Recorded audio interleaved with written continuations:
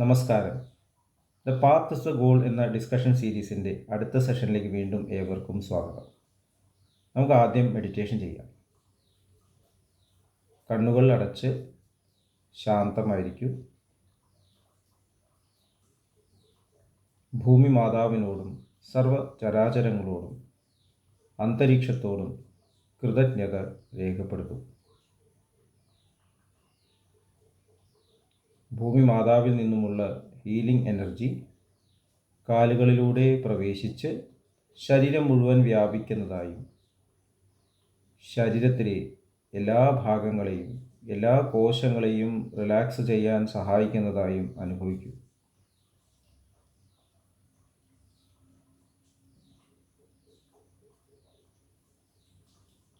ഇപ്പോൾ ശരീരം പൂർണ്ണമായും റിലാക്സ്ഡായി. ഈ റിലാക്സേഷൻ ഹൃദയത്തിൽ അനുഭവിക്കൂ. ശ്വാസം ദീർഘമായി ഉള്ളിലേക്കെടുക്കൂ. ഹൃദയത്തിൽ സ്നേഹം നിറയുന്നതായി അനുഭവിക്കൂ. ശ്വാസം പുറത്തേക്ക് വിടുമ്പോൾ സ്നേഹം പ്രപഞ്ചം മുഴുവൻ വ്യാപിക്കുന്നതായും അനുഭവിക്കൂ.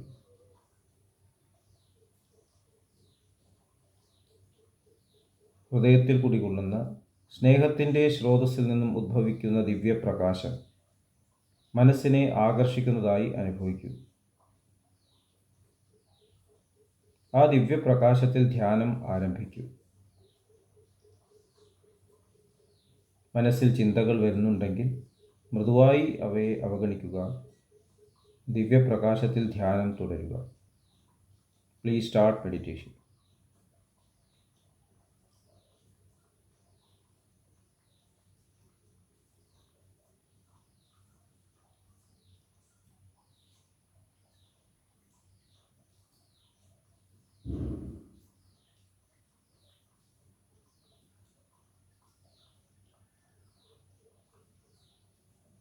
ഓക്കെ, കണ്ടീഷൻ ഹൃദയത്തിൽ നിലനിർത്തി പതുക്കെ കണ്ണുകൾ തുറക്കൂ.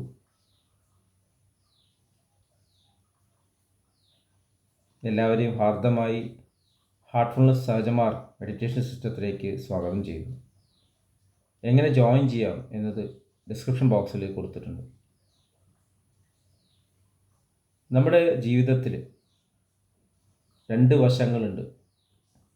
ഒന്ന്, ഇന്ദ്രിയങ്ങളിലൂടെ അനുഭവിക്കുന്ന ഈ ഒബ്ജക്റ്റീവ് വേൾഡ്, യൂണിവേഴ്സ്, പ്രപഞ്ചം. പിന്നെ ഉള്ളിൽ സബ്ജക്റ്റീവായിട്ട് അനുഭവിക്കുന്ന ഒരു പ്രപഞ്ചം, സബ്ജക്റ്റീവ് ഫീലിങ്സ്. പുറമേ എന്തൊക്കെ അനുഭവിക്കുന്നുണ്ടെങ്കിലും അതിൻ്റെ യഥാർത്ഥ അനുഭവം ഉള്ളിലാണ്, കണ്ടീഷൻഡാണ്. നമ്മളൊരിക്കലും ഒരേപോലെയല്ല സാഹചര്യങ്ങളുമായിട്ട് പെരുമാറുന്നത്. എല്ലാവർക്കും വ്യത്യാസമുണ്ട്, ഓരോ സമയങ്ങളിലും വ്യത്യാസമുണ്ട്. ഈ രണ്ട് ലോകങ്ങൾ, ഓബ്ജക്റ്റീവ് സബ്ജക്റ്റീവ് ലോകങ്ങൾ തമ്മിലുള്ള ഒരു കോർഡിനേഷൻ,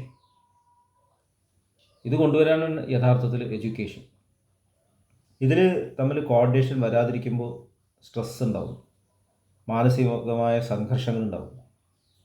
ചിലപ്പോൾ ചെയ്യാൻ ആഗ്രഹിക്കാത്ത കാര്യങ്ങൾ ചെയ്യേണ്ടി വരുന്നു, ചെയ്യാൻ ആഗ്രഹിക്കുന്ന കാര്യങ്ങൾ ചെയ്യാൻ സാധിക്കാതെ വരുന്നു. ഇങ്ങനെയെല്ലാം കൺഫ്യൂഷൻസ് ഉണ്ടാവുന്നു. പുറമേ ചിരിക്കേണ്ടി വരുന്നു, ഉള്ളിൽ സങ്കടപ്പെടേണ്ടി വരുന്നു. പുറമേ സങ്കടപ്പെടുന്നു, ഉള്ളിൽ ചിരിക്കുന്നു. അപ്പോൾ ഈ രണ്ട് ലോകങ്ങൾ, ഇത് രണ്ടും പാരലായിട്ട് പോകുന്നു എന്ന് നമുക്ക് തോന്നാം. പക്ഷെ ഇതിനെ കൂടുതൽ സംയോജിപ്പിക്കണം. ഇവിടെയാണ് നമ്മൾ സ്പിരിച്വാലിറ്റി എന്ന് പറയുന്നത്, ഹാർട്ട്ഫുൾനെസ് ഇവിടെയാണ് പ്രവർത്തിക്കുന്നത്. എന്താണോ ഉള്ളിൽ തോന്നുന്നത് അത് പുറമേ പറയുക, പ്രവർത്തിക്കുക. Be what is inside and outside the same എന്നാണ് ബാബുജി മഹാരാജ് പറയുന്നത്. Mean what you say what you mean. ഉദ്ദേശിക്കുന്നതന്നെ പറയുക, പറയുന്നതന്നെ ഉദ്ദേശിക്കുക. ഇതത്ര എളുപ്പമുള്ള ഒരു കാര്യമായിട്ട് തോന്നുന്നില്ല. നമ്മുടെ അടിസ്ഥാനപരമായിട്ടൊരു ഫൗണ്ടേഷൻ ഉണ്ട്, അതിനെ നമ്മൾ ശ്രദ്ധ എന്ന് പറഞ്ഞു. അവിടെ നിന്നുകൊണ്ടാണ് നമ്മുടെ എല്ലാ ഇൻറ്റൻഷൻസും വരുന്നത്. ചിന്തകൾ തുടങ്ങുന്ന അവിടെ നിന്നാണ്, സ്പോൺസറിങ് തോട്ട്സ് അവിടെ നിന്നാണ് വരുന്നത്. നമ്മൾ ചിന്തിക്കുന്നുണ്ടാവും നല്ല രീതിയിൽ, പക്ഷെ നമ്മുടെ അടിയിലുള്ള ഫൗണ്ടേഷൻ മാറില്ല.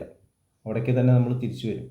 മടിയനായിട്ട് ഒരാൾ ചിലപ്പോൾ പണിയെടുക്കണം എന്ന് വിചാരിച്ച് ചിന്തിച്ചിട്ട് പ്രവർത്തിക്കും.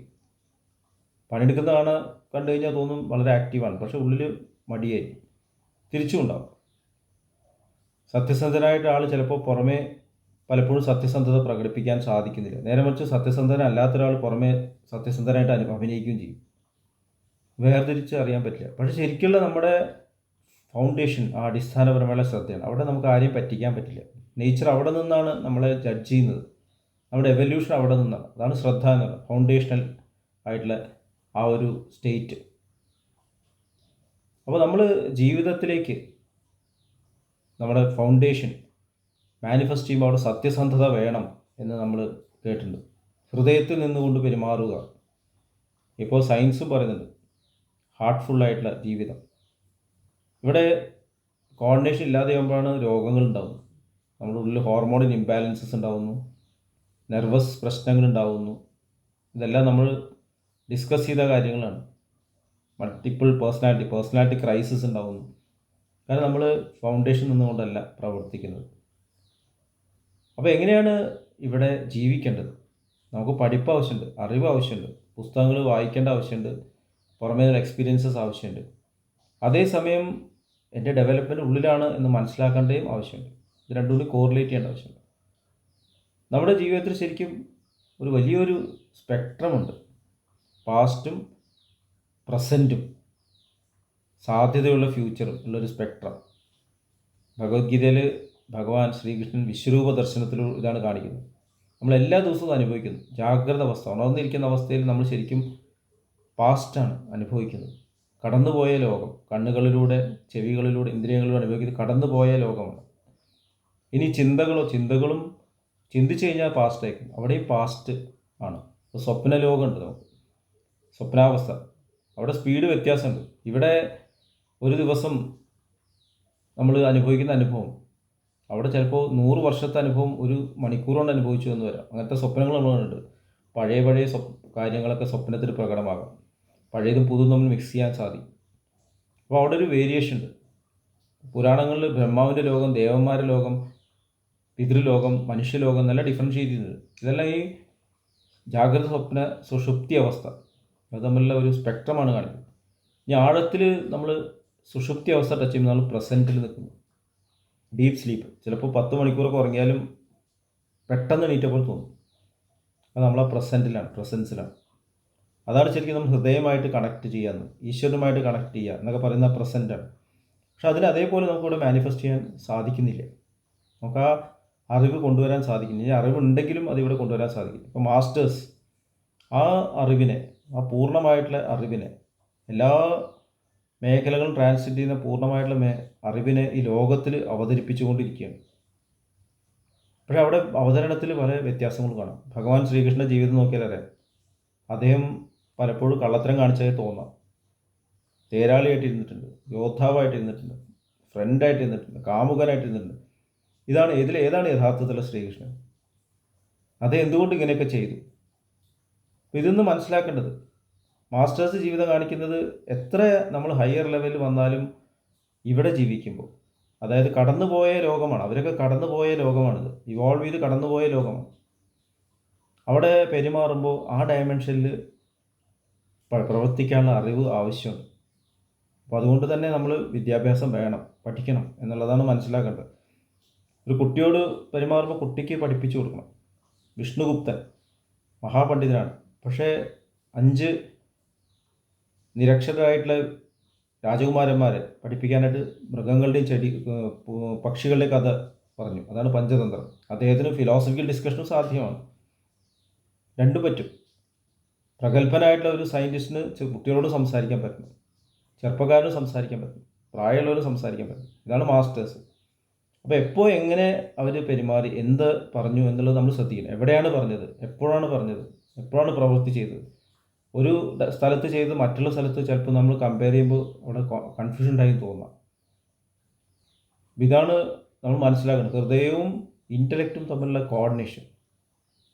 അപ്പോൾ നമ്മൾ ഉള്ളിലുള്ള കണക്ഷൻ, ഹൃദയത്തിലേക്കുള്ള കണക്ഷൻ മെഡിറ്റേഷനിൽ കൊണ്ടുവരുന്നു, ധ്യാനത്തിലൂടെ കൊണ്ടുവരുന്നു, സഹജമാർഗത്തിൽ പ്രാണാഹുതി ലഭിക്കുന്നു.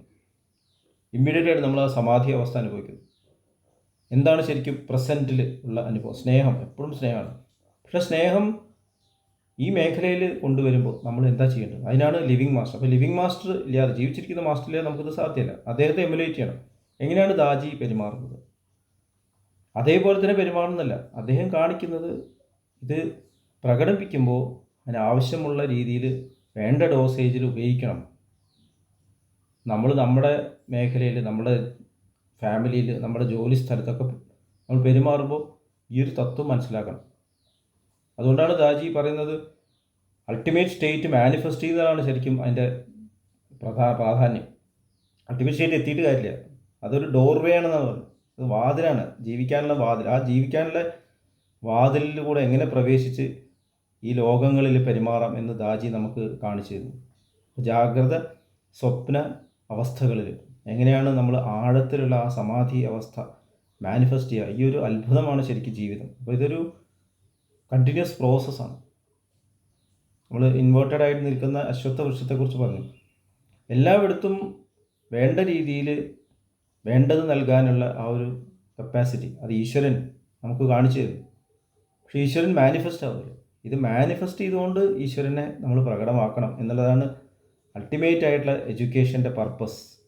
ഇത് വളരെ ആഴത്തിൽ നമ്മൾ മനസ്സിലാക്കേണ്ട കാര്യമാണെന്ന് എനിക്ക് തോന്നുന്നു. അടുത്ത സെഷൻ വരെ വിട വാങ്ങുന്നു. നന്ദി, നമസ്കാരം.